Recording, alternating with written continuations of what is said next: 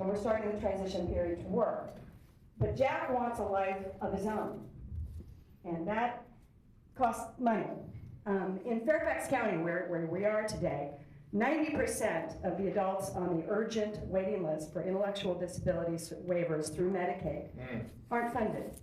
90%. My son will probably never be funded. And in order for me to get him out of my basement, which is the most restrictive environment for him, it's going to take all of my family's resources. Now, I know a lot of other parents in this situation who are not blessed with moderate resources. What can you do? What can we as a country do to make sure these special people get lives of their own that are fulfilling in what way it is for them? We got to take care of them.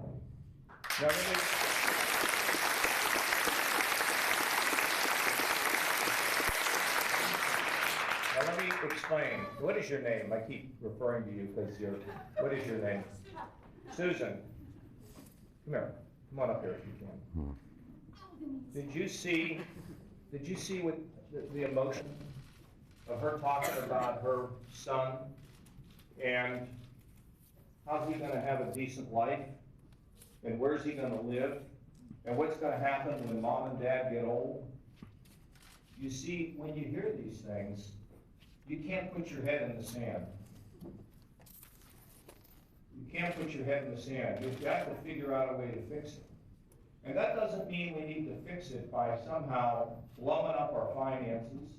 It doesn't mean we need to fix it by being in a position of where we have to raise everybody's taxes. Let me explain to you. Let me give me that thing you got in your hand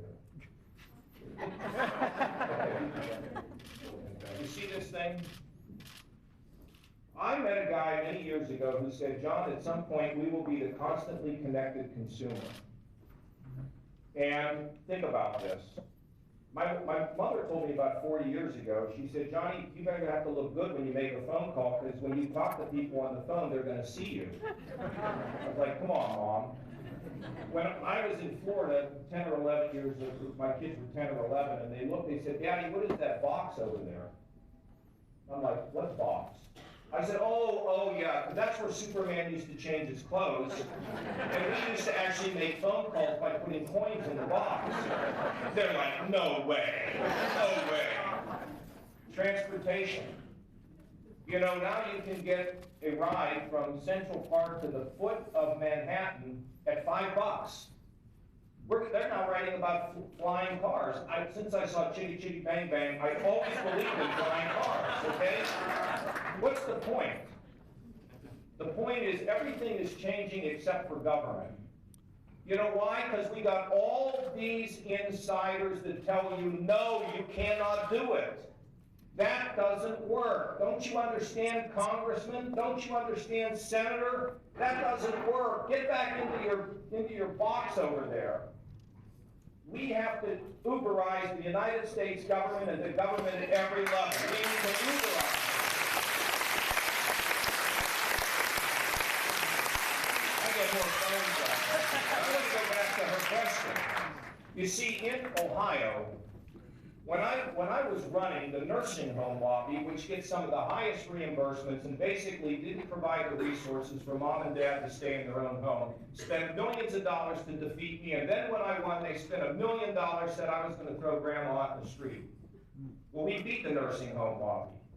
And now, moms and dads can stay in their own home rather than being put in a nursing home at a significantly less cost. We went from a growth of 2.5% to 2.5% without cutting one benefit or knocking one person off the rolls, because we made it work like a business does. You see, our biggest increase in our state budget, the last budget, was for the developmentally disabled. The biggest percentage increase.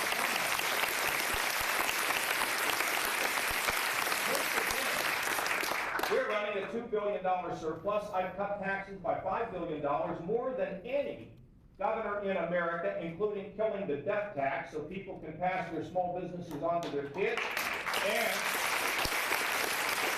now that we've killed the death tax, we're working on killing death. We haven't made a lot of progress on that yet. But You see, you have to re-engineer the government to create priorities, to balance your budget, to get economic growth, because I gotta tell you, if you do not have economic growth, nothing else works.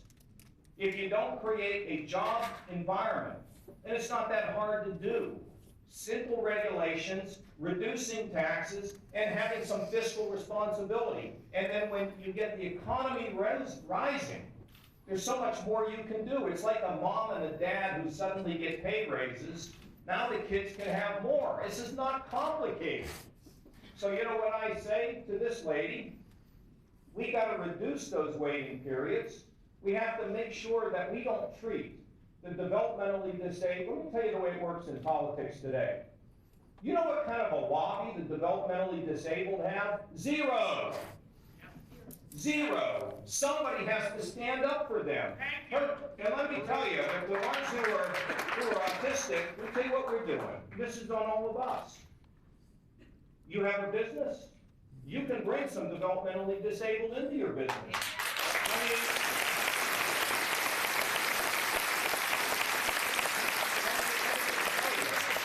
we have a hospital system. They're hiring the developmentally disabled.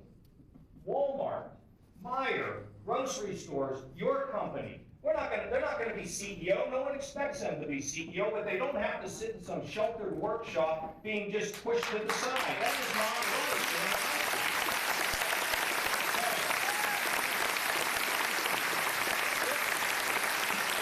It's all about priorities. You know, in the federal government, we don't need to hire any more federal workers. You leave, we're not replacing you. We have the lowest number of state employees in 30 years. See, what's so hard for people with me is you can't figure out where I'm going. I mean, you can't figure out what I'm saying. Well, how can this guy be for a strong defense, yet he goes and he's a procurement reformer? How can this guy want a balanced budget, yet make sure there's enough resources to help those who find themselves living in the shadows? I mean, how is it possible that he wants to be strong on defense, but he won't call names to Putin because he might have to sit across the table from him? You see, how is that? I'll tell you who I am. I operate, you know, there's establishment lane and anti-establishment lane. I'm in the John Kasich lane.